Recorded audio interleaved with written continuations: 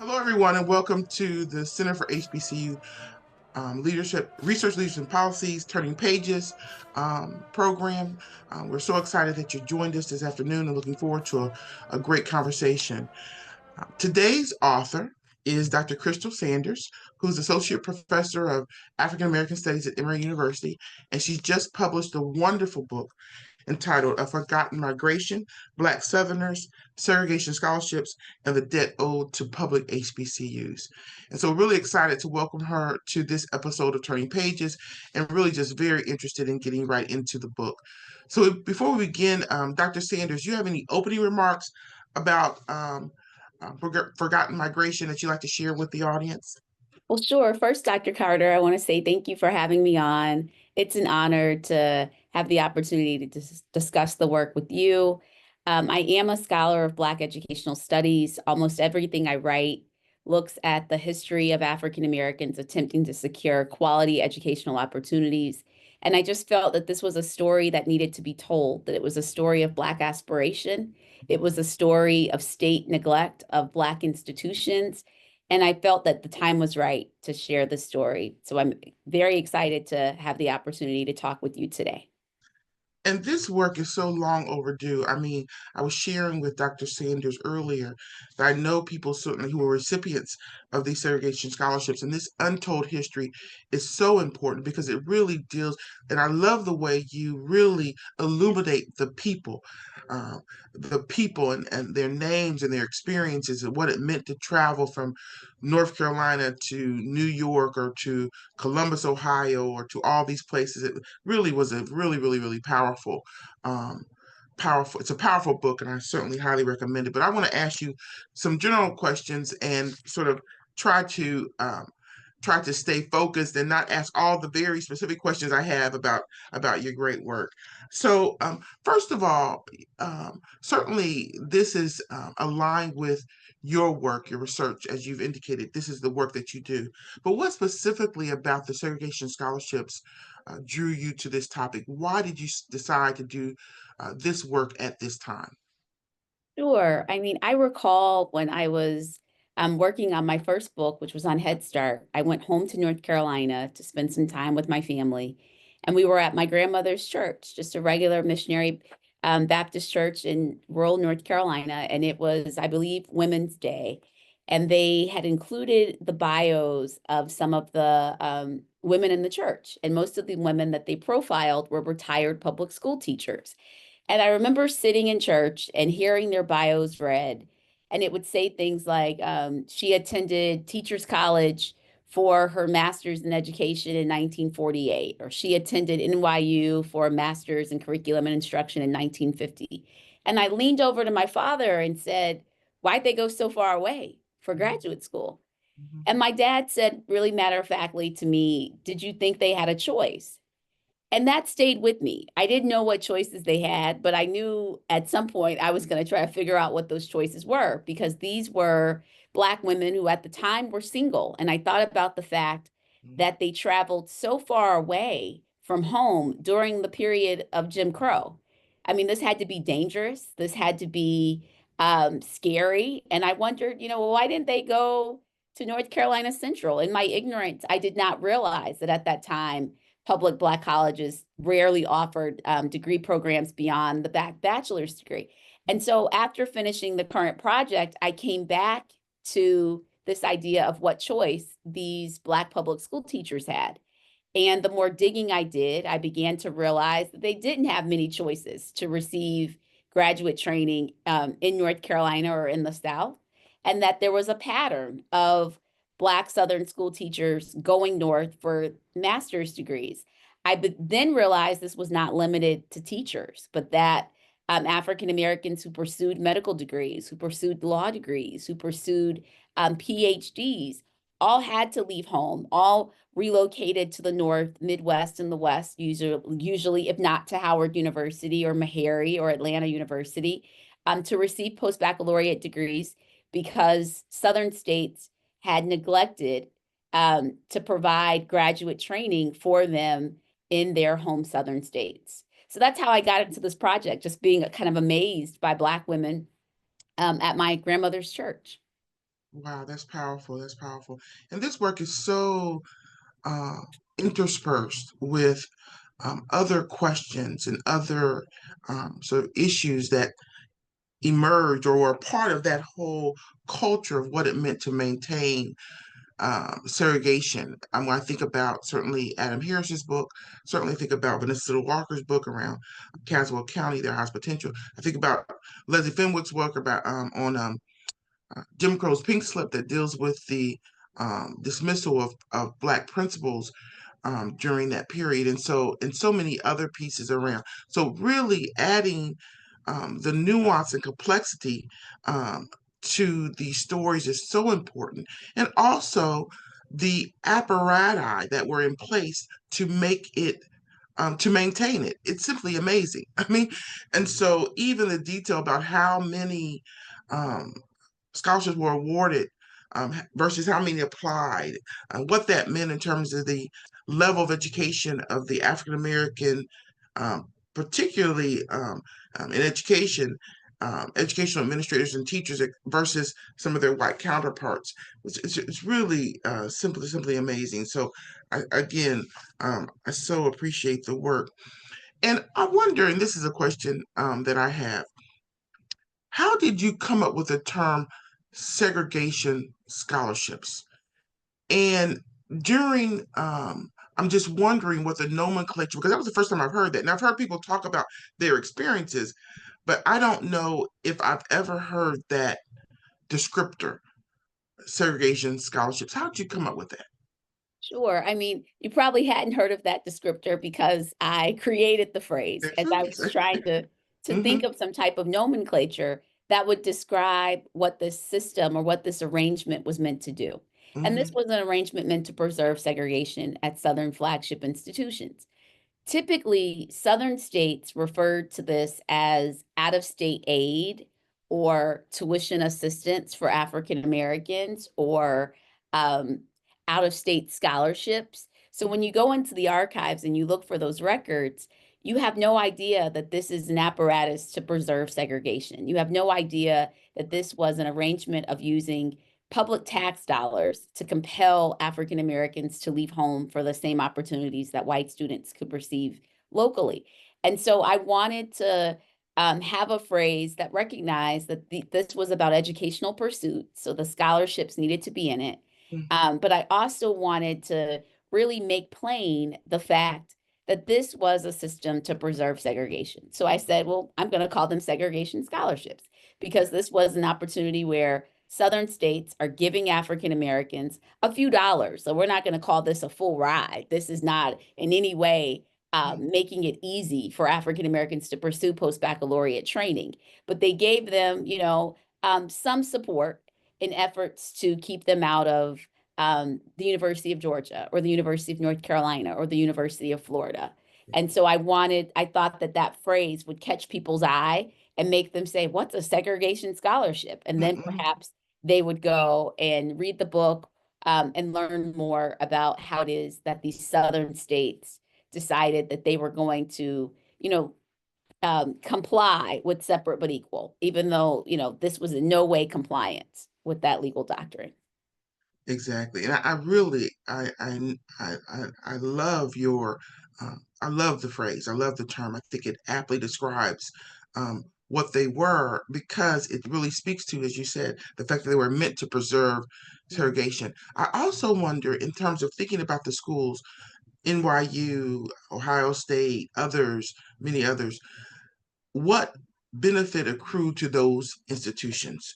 I think that's also an important question because also I think about the legacy of those institutions and their sort of continued outreach, if you will, or the viewed as site for graduate studies for people who graduate from HBCUs.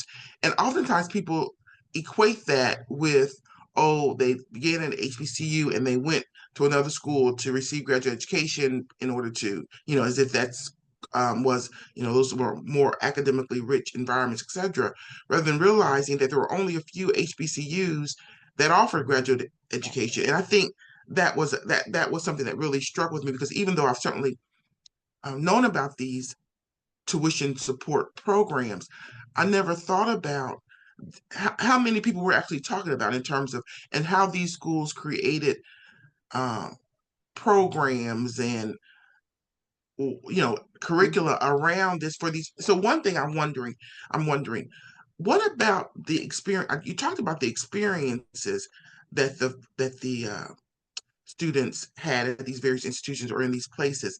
I'm wondering, were they um, able to access the same program of study that the other students did? Or were these programs specifically for students who could travel there during the summers or for 1 year? Because I know at NYU, for example, they were mostly summer programs. So I'm just wondering if you um, at all looked at the actual programs of study. Yes. So typically it would be public school teachers that were doing the summer school study, right? Because they're working in the school year and they would use their summers to pursue a master's degree. But for students who are pursuing PhDs or were pursuing master's degrees full time, they were going through the entire regular academic year. So typically a fall and spring semester. So Christine King Ferris, when she graduates from Spelman College in 1948 and she goes to Columbia, she's actually entering in the fall of 1948. She enters in September. She's going to spend that year, that entire academic year, living and studying in New York City. And there are, countless students who were medical school students, law school students, PhD students, and a decent number of master's students that are spending, several years studying in the North, Midwest, and West. It's typically only those public school teachers who are having summer courses of study. So these segregation scholarship recipients are pursuing the exact same courses of study as their white counterparts or their Asian counterparts or their Native American counterparts. They often talked about being the only Black students in their classes.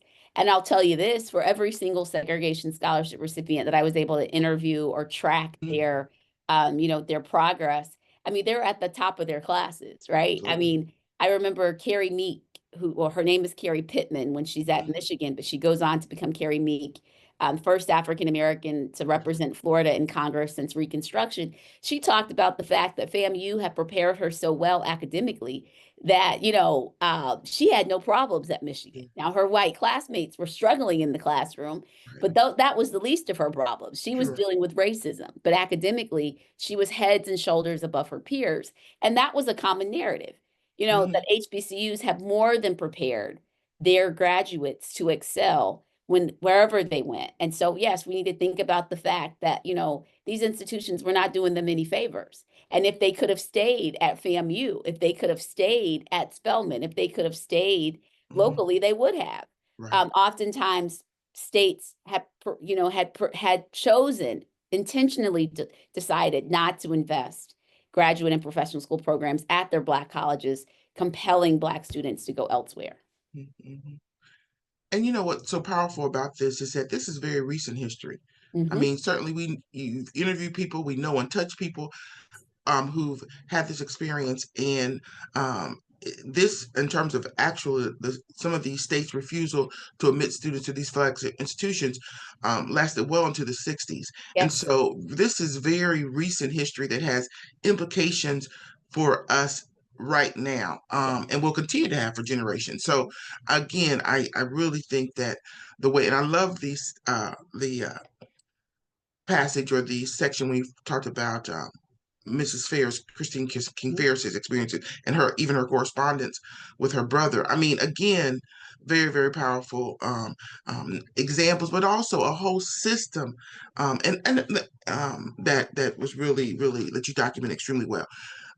I'm going to stop. I have 16 other questions regarding that very thing. Okay. But I do want to ask you, um, in terms of HBCUs, because I really loved how you discuss James Shepard and his approach in terms of thinking about these tuition scholarships, and how really he was a gatekeeper in North Carolina for approving these folks to go to these various schools. But the implications that these state segregation or these segregation scholarships have for HBCUs, can you speak about that a little bit? Sure. So, you know, um, first to backtrack and to go to the connection to the story to Howard University, I can't talk about this without talking about Charles Hamilton Houston, right? Just Oh, a absolutely. genius. And Charles Hamilton Houston was the one who said to the NAACP, we have a legal system that's based on precedent. So Mhm. there's that 1896 separate but equal legal doctrine, but with respect to graduate and professional education, we don't have separate but equal, we don't have separate but non-equal, we have separate and non-existent. And so Mhm. remember, it's Houston who's saying we're going to go into court and we're going to show time and again that these Southern states have made no provision for African Americans. And that is going to open up graduate and professional school education. And so, as the NAACP, under Charles Hamilton Houston's leadership, is going into court to show that there's not separate but equal with respect to post baccalaureate education in the South, we begin to see Southern states start segregation scholarship programs and then create a few underfunded graduate and professional school programs to try to show the court that they've made a good faith effort. But it was never the intent to really invest in these public Black colleges. So when we take the case of North Carolina, the very first lawsuit to try to open up professional school education for African Americans came out of North Carolina. That was that 1933 Thomas Hocutt case, Hocutt Mhm. wanting to enter the pharmacy school at UNC Chapel Hill. And James Shepherd, was not in support of Hocutt's lawsuit. Mhm. It's the middle of the Great Depression, and he realizes that it could be politically advantageous and financially beneficial for his institution not to support the Hocutt Mhm. lawsuit. And so remember, he does not release Hocutt's transcript, and he makes it clear that Mhm. he believes that North Carolina should invest in creating graduate and professional school programs at what is today North Carolina Central University. And he's rewarded for his position. Mhm. Even though it's the Great Depression, the legislature does give North Carolina Central, at that time known as North Carolina College, more money in the next legislative session. So Mhm. I mentioned that because, that would have been a telltale sign for Shepherd Mhm. that not aligning himself with the NAACP could move the state to invest more resources in his institution than they had previously been willing to do. And so Mhm. we see that after the Gaines decision comes out in 38, the North Carolina General Assembly is scrambling. They don't know what to do. And so that's when North Carolina in 39 creates their segregation scholarship program and essentially tells James Shepherd, you can run it. You're going to be the kingmaker. You're going to be the one deciding who gets funding and who doesn't. And they also tell James Shepherd, we're going to put a law school at North Carolina College, and we're going to allow you to have a handful of master's degree programs. So what's interesting about that, however, is that Dr. Shepherd himself understood the game. He was not someone that was ignorant of what was going on.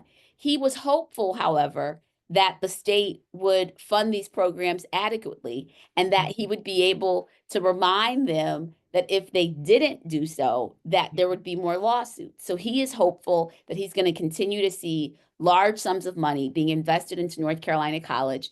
And he really believed that in addition to the law school, that his institution would get a pharmacy school and a medical school. Because in that initial 1939 legislation, the General Assembly did say that they were open to creating a law school, a pharmacy school, and a medical school at North Carolina College. So he's believing, really until his death, that Mhm. they are going to get that pharmacy school and that medical school because they had been able to get the law school. So when we look at Dr. Shepherd, I don't see him as someone, I don't write him off as an Uncle Tom. I Mhm. write him off as someone who was very well aware Mhm. of Southern states' lack of commitment to investing in Black education at all levels. And he wants to exploit this system. He wants to exploit the Gaines decision to Mhm. see more resources poured into North Carolina College. And his position is not unlike the positions of many other public Black college presidents at that time, whether we're talking about Rufus Atwood at Kentucky Kentucky. State or Turner at South Carolina State. They are trying to play the hand that they've been dealt, right? Mhm. I think in many ways that put him at odds with the NAACP. There's a lot of correspondence where Walter White is saying, these Black college presidents are our Mhm. enemy. What are we going to do with these men? Mhm. But in reality, many of these men believed that never before had these Southern state governments shown any real interest in investing in Black higher education. And so, if they could use or exploit the concerns about lawsuits to garner any additional resources, they were going to do that. And so, when I look at Shepherd, I look at someone who have figured out a way to start master's programs and to start this law school that is today, one of the most important law schools in the country, Black or white, Mhm. for helping to ensure that our legal profession is diverse. Before the opening of North Carolina College's law school, which opens right after the law school at Lincoln University of Missouri, Howard University was having to do a yeoman's task Mhm. of preparing Black attorneys who can ensure that African Americans had adequate legal representation. So when we look at what Shepherd is able to accomplish by getting that school, he is trying to help to create, a pathway for a bigger Black professional class by Mhm. having opportunities to create more Black attorneys. And so when I look at him, in some ways he underestimated, I think, white commitment to segregation. He underestimated white commitment to not re Mhm. really being willing to invest in Mhm. Black institutions at the levels that he thought was possible. Mhm. So he was essentially trying to be a pragmatist. He was trying to be a leader that was going to get as much as he could for his institution. Mhm. Mhm. It makes me think of Reggie Ellis's book, certainly on Shepherd, to say the Yeah. least. Okay, so yeah, I agree, and I think your analysis of Shepherd in terms of and many other Black college presidents during that time is extremely important for us to remember because North Carolina Central, as you said, still stands and still has an amazing law school, and so there is something to be said for that. But certainly, I wonder in this day and time as we face or confront. What some might consider still sort of uh, notions of Black inferiority or certainly lack of respect or acknowledgement of our institutions. The approaches we take, the strategies that we employ are critically important. Yes. And I think that your whole point there underscores that. So when I think about these opportunities for Black Southerners to attend graduate school, again, these segregation scholarships were specifically for graduate education, not for undergraduate education, because the notion was that there was undergraduate education available to Black students in these states. I'm wondering, in terms of, let me think real quick. Lost my train of thought for a moment. But I'm wondering what that meant in terms uh, of support for these HBCUs in terms of money. One of the things that you spoke about was that this was not money that was newly allocated to Black education, but actually was money that was supposed to go to these Black institutions, but instead was used to provide scholarships to these students. So, in fact, Black folks still weren't getting an additional allotment, but rather their allotment was reduced by Mhm. these graduate programs. And so, how does that square with the conversations now about state these various states have been identified were identified in the Biden administration as having certainly not awarded Black colleges the money that they needed. So how could this work on the forgotten migration help that whole discourse, policy discourse and conversation around the underfunding, the state um, underfunding of HBCUs, public HBCUs? Sure, I love this question, and I'm going to answer it, but I will say there were one or two states that did allow segregation scholarships for undergraduate education, Mississippi being one of them, Okay. because they had so few undergraduate programs at their public Black colleges. But to this point about segregation scholarships and funding of public Black colleges and its relationship to today, this was an arrangement that I consider robbing Peter to pay Paul because these public Black colleges were already not being funded at adequate levels. We already did not have separate but equal. So North Carolina College was not being funded at the same level as the University of North Carolina. Mhm. FAMU is not being funded at the same level as the University of Florida. But then to add insult to injury, we see the Southern legislature say we're going to pay for our segregation scholarship programs by taking that money out of the annual budgets of these public Black colleges. I mean, so you've already got a small pool of funds and you're about to make it even smaller to preserve segregation. This is important because now in 2025, when we talk about the financial crises that many of our public Black universities are facing, too often the media says it's a result of poor governance. All Mhm. too often, we want to point fingers at Black college administrators and try to pin the blame for funding shortfalls on them. And historically, that is just not accurate, it's not right, and it's not the truth. There you So when we go. look at what's going on at a place like Tennessee State University today, you cannot tell me that there's anything that a president of that institution did to create the situation we have right now. In 2023, the Biden administration said that the state of Tennessee owed Tennessee State $2.1 billion because it had underfunded it as its Black land grants. It had not met those state requirements. It had not put in what the state was supposed to pay. And they said that 2.1 billion was from 1987 Thank you. until That's my point. 2020. That's And right. when I read that, I said, well, why did they start in 1987? Yeah. Because Tennessee Segregation Scholarship Program started in 1937, and it's going to last for almost 30 years. And the Mhm. legislation creating Tennessee's scholarship program said, segregation scholarship program said, we will pay for it out of funding from what was then called Tennessee A&I's budget. Tennessee Okay. A&I is present day Tennessee State. And Hmm. so we know that there is a significant debt that's owed to Sure. that institution from the state robbing it of its Hmm. resources. So Yes. whereas the Biden administration said 2.1 billion, by my own calculations, without interest, just talking raw numbers, we're at about $8 billion when we account for how much money was spent in segregation scholarships from 1937 to the early 1960s, and we account for inflation. We Thank you. account for we're at Hmm. $8 billion, but that's with no interest. There So you go. imagine if Tennessee State had been able to even invest some of that money at 3% interest. We wouldn't be here today. We wouldn't see Hmm. the financial crises that that institution is facing today. And that has Exactly. nothing to do with poor governance and There you everything go. to do with the state of Tennessee refusing to fund that institution as it should, right? And so not only did they refuse to fund it, but they could have invested graduate programs in the institution. And Right. anyone Exactly. who knows anything about academia knows that we make, if there's any profit to be made, it happens on your through your graduate and professional Hmm. school. Those are revenue generating programs.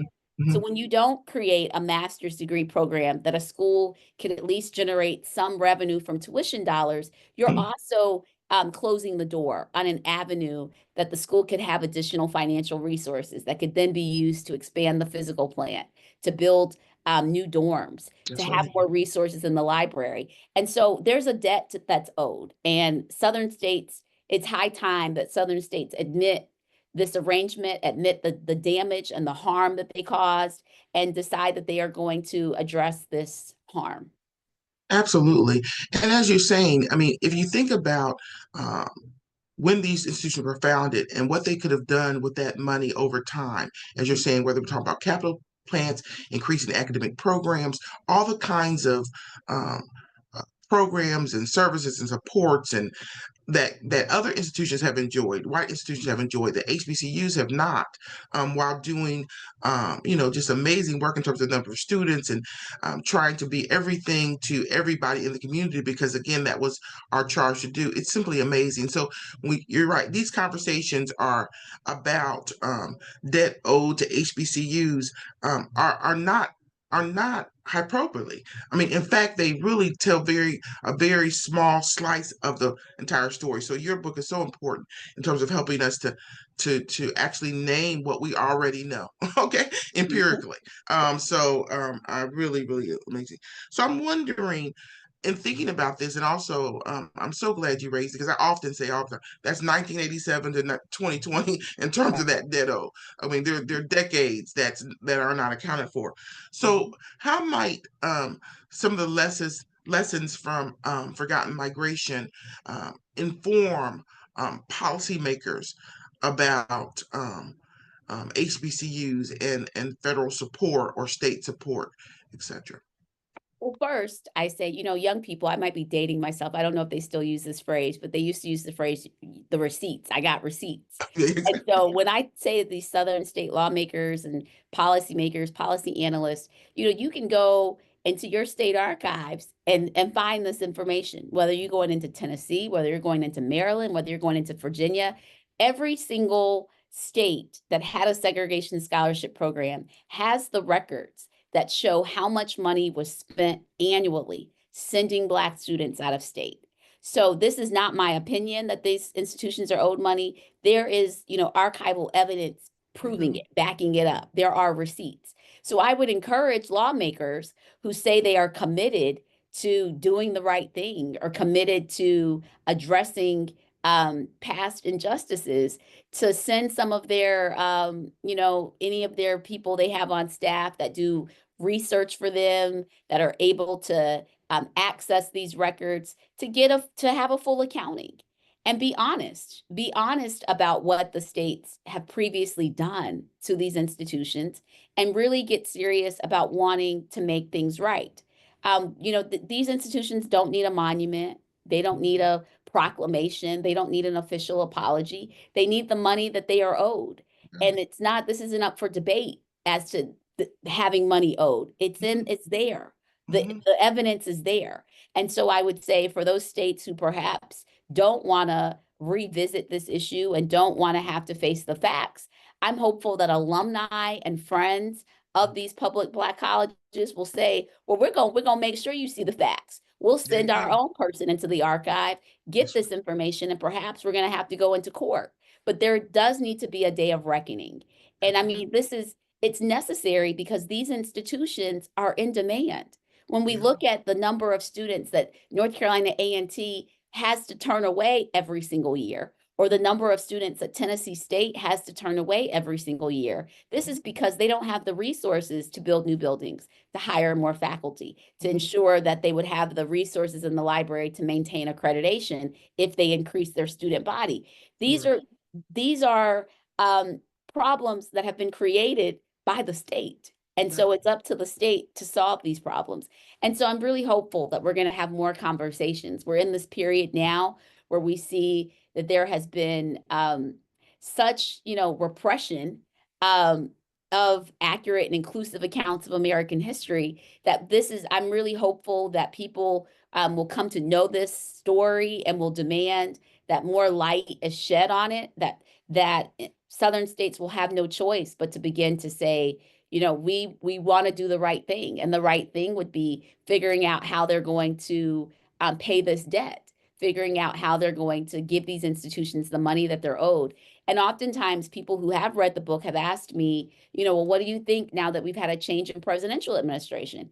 And I say two things. I say, number one, the debt that I talk about in the book is owed by state government. So this is not a federal government debt. This is the state government. So no matter who's in the White House, this is a debt that needs to be settled with the state house. And so I'm hopeful that, again, alumni and friends will say, no matter who's in DC, I'm in Nashville and I'm going to be concerned with who's sitting in the Nashville legislature. And then secondly, that the federal government would see this long history of Southern states not adequately funding HBCUs. And so the federal government would say, we want to maintain our support of these institutions because we understand how critical our support is to kind of supplementing the shortfalls that have existed, historically from state funding. So I'm hopeful. I mean, I'm worried, but I'm also hopeful that both federal officials and state officials will understand just how important Black colleges have been, not just to the nation, but to the world.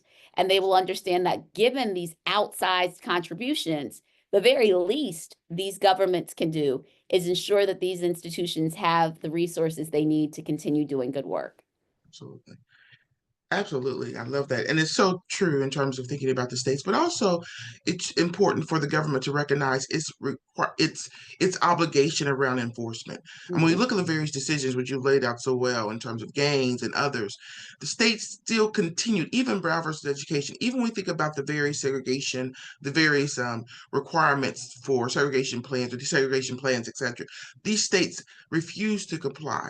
And the consequences, they've never um, been held to account. And so, in terms of the federal government, making sure that when this whole movement, certainly with civil rights movement, we're certainly pushing back on states' rights to say, wait a minute, there needs to be some federal intervention as well. So Exactly. I agree that certainly we live, this happened in Tennessee and this happened in North Carolina and in Georgia, and those states need to be need to own up to that and also offer not offer make sure that the investment Mhm. that was not that did not occurs now. But then the federal government also needs to understand that law means something Exactly. somewhere, and so some Exactly. enforcement needs to Yes. occur. So, but I definitely love the approach in terms of thinking specifically around the states, because again, these public HBCUs are dependent upon state funding, Mhm. and they receive, certainly support from the state to do their work. Um, Finally, and if you think about, we talked about the policy findings and implications for policymakers and at the state level and possibly even the federal level. But in terms of just HBCUs, we think about why is this story so important for HBCUs as institutions to know? Gosh, there's a variety of reasons why this story is important. It's important, number one, um, to realize the role that HBCU graduates and faculty have played in trying to ensure that everyone has equal access to reach their highest intellectual potential, right? So going back to people like Charles Hamilton Houston or Thurgood Marshall and the ways in which they understood um, the lack of fidelity to the Constitution with respect to educational opportunity in African Americans. And this is key now. I mean, we're going to need to see enforcement of laws, enforcement of federal law in particular, to ensure that no one's citizenship rights are compromised in any way in the present day. Another reason why um, I think that this is a story that just kind of illuminates the sheer brilliance and the outsized role that HBCUs have played is because of these segregation scholarship recipients who I write about, who go on to shape the academy in very important ways. Absolutely. So, one of the women who's near and dear to my heart that I write about in the book is Dr. Helen G. Edmonds. Helen G. Edmonds, native of Lawrenceville, Virginia. She goes to Ohio State University and gets a PhD in history, but she's, key to the historical profession in two ways. Number one, she wrote the first accurate account of the Mm, Wilmington coup of 1898. Her dissertation, which becomes her first book in 1951, set the record straight. This was not a race riot, but sure. this was an incident where armed white men exacted horrific levels of violence against unarmed Black people. There you go. And her account is dismissed for generations by the historical profession. They essentially say she's not a real historian. She doesn't know what she's doing. Her sources are not accurate. And it would be like 50 years later before the historical profession has to say, no, she actually told the truth. Her story is the accurate story. Her story is the one that's professional scholarship done well. But the other reason that I mentioned Dr. Edmonds is because she would become key in making North Carolina Central's graduate program in history what it is today. And Mhm. today, North Carolina Central sends more Black students into history PhD programs than any other school in the country. And I see this as an example of kind of lifting as she climbed, right? She understood how important it would be to the historical profession to have scholars of color who are going to bear witness to the experiences of Black people in this United States, right? She's just one of many that she's going to have a 30-year career at North Carolina Central, but the career she had at that HBCU is still paying dividends today. Mhm. There are not many history faculties anywhere in the country that are not somehow connected to the graduate program that she's going to really build at North Carolina Central. We could talk about someone like Lewis Sullivan, another segregation scholarship recipient from Georgia. He has to go to Boston University Medical School because the Medical College of Georgia didn't admit African Americans. And what does he do? He decides that, you know what? Howard and Meharry have been doing a great job of ensuring that marginalized communities across the United States have access to professional health care, but we can't continue to expect them to be able to carry this load. He creates, right, another medical school, Morehouse School of Medicine. He is influential in getting the funding to start that school. And so we see it today being a third medical school that's ensuring that its students, whether they're Black, white, Asian, or whatever, go out with a sensitivity to the ways that professional healthcare has at one time been hostile to people of color. And that's huge in ensuring that everyone, no matter their race, no matter their class, no matter their gender, has access to quality healthcare opportunities, right? Or access to quality healthcare. And so again, there's a direct connection between an HBCU graduate, an HBCU institution, to improving life for the entire country, right? To improving life for the entire world.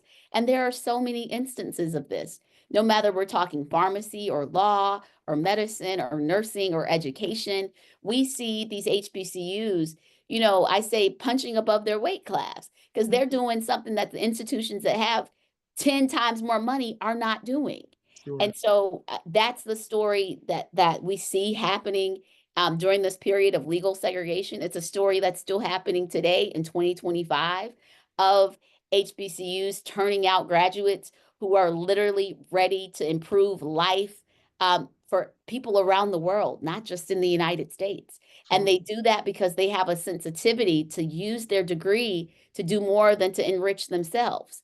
And all too often, um, that is not a framework that graduates of all institutions leave their institutions with, leave their alma maters with this commitment to say this degree is bigger than me, and I have to use it to do more than to get a big house and a big car.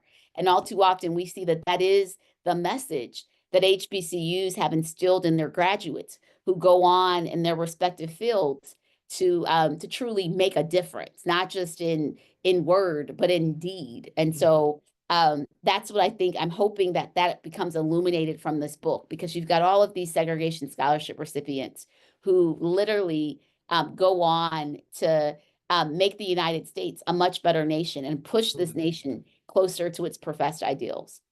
Absolutely. You know, I always say the HBCUs and their progeny really affect every nook and cranny of the United States and really the globe. I mean, if you didn't attend the HBCU, your teacher did, your doctor did, your lawyer did, your parents, your cousin.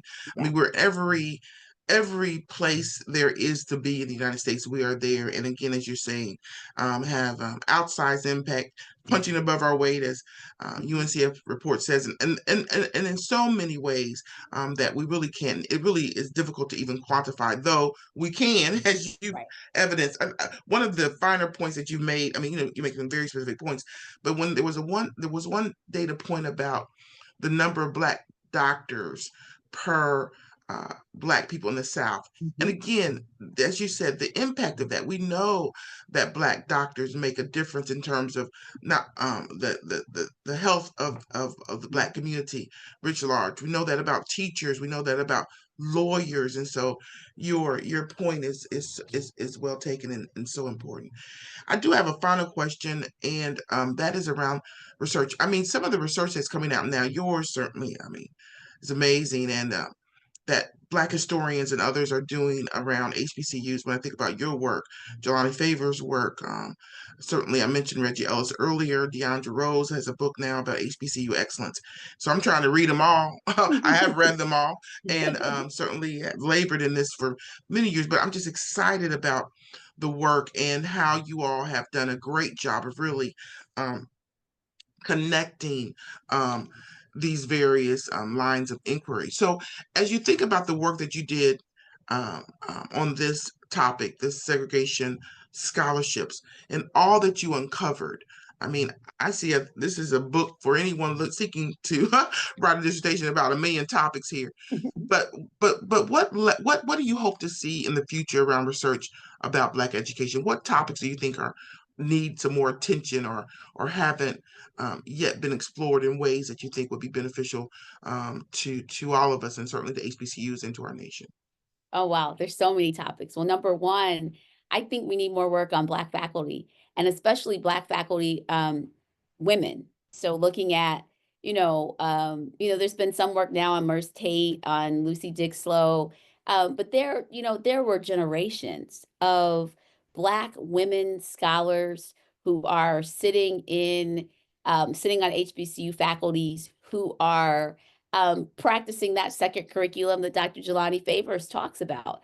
And so I do want to see more work. I don't know if it's going to be in terms of biographies or what type of genre, but more work done on really the institution building of women. I really think we could see more about our Black women scholars because even in doing this project, I learned about a lot of Black women who went on to get masters and PhDs and then joined HBCU faculties, and I didn't have the time to really delve into what they're going to do while on those faculties.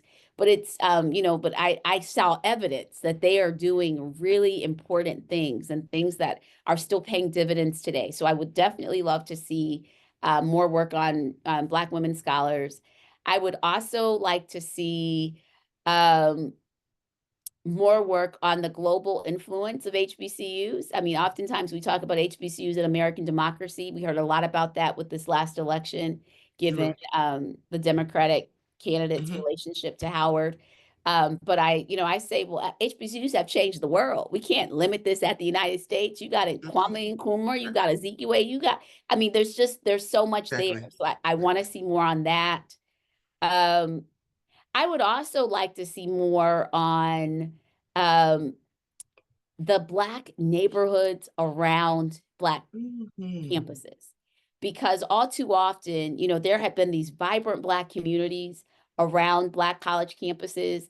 And now we're seeing real estate developers come in and try to buy up all the houses and land around these Black institutions. And it scares me because, I also wonder about the sanctity of our campuses when we've got a whole lot of outsiders who perhaps don't understand the importance of our institutions, but also just getting a sense of those communities that these institutions existed in. Most of the time, these were people related to the college and Mhm. sometimes not related to the college. But I would love more studies about the communities where these institutions are located. I just feel, I was at Nashville. I was in Nashville a couple of weeks ago, and as I was driving around Fisk and really just looking at the homes around Fisk, and I had actually asked someone who worked at TSU to take me around and tell me about some of the homes. And when he was pointing out homes, I knew many of the people who he said this home had once belonged to. And there's no markers, you don't know, so anyway, I would just love to see more information done on that. When we were driving by, we went past Attorney Luby's house, who had been, the famous Black attorney in Nashville. And I was struck by the house because, his house was bombed. And when Mhm. he rebuilt it, he made his windows very narrow so that dynamite could not be thrown through the windows. And it's like, these are the types of stories. You drive by that house and just say, well, why'd they build it like that? But there was a reason behind it. And Mhm. it's also key that when he rebuilt, he did not leave that community. He wanted to stay right there at Fisk. Mhm. And so, I just feel like we need more research on the neighborhoods around these Black college campuses. That's so important. I was at Clark Atlanta for 10 years before I came to Howard. I think about the John Hope Holmes and Virginia Burns and her work and so forth. And certainly all these examples, in your book, you mentioned Wilberforce. I'm from Ohio, from that area. I think about that Wilberforce tradition in terms of people who lived around that and what that means. You're exactly right. I love those topics. And certainly Black women faculty. I teach a course on Black women in higher ed here at Howard. And I used Lucy Dixlow and Mary McLeod Bethune Mhm. as a sort of a framework for understanding Black women leadership rather than these mainstream and traditional sort of frameworks. So that Mhm. often leave us out. So I really love the litany Mhm. of suggestions that you have, because I think they're oh so important, and something that we all should be doing. Well, any comments for us in closing, Dr. Sanders? No, I'm very grateful to have been here today. I hope that people will read the book and perhaps learn about segregation scholarship recipients who they knew personally but didn't necessarily know that person was a segregation scholarship recipient.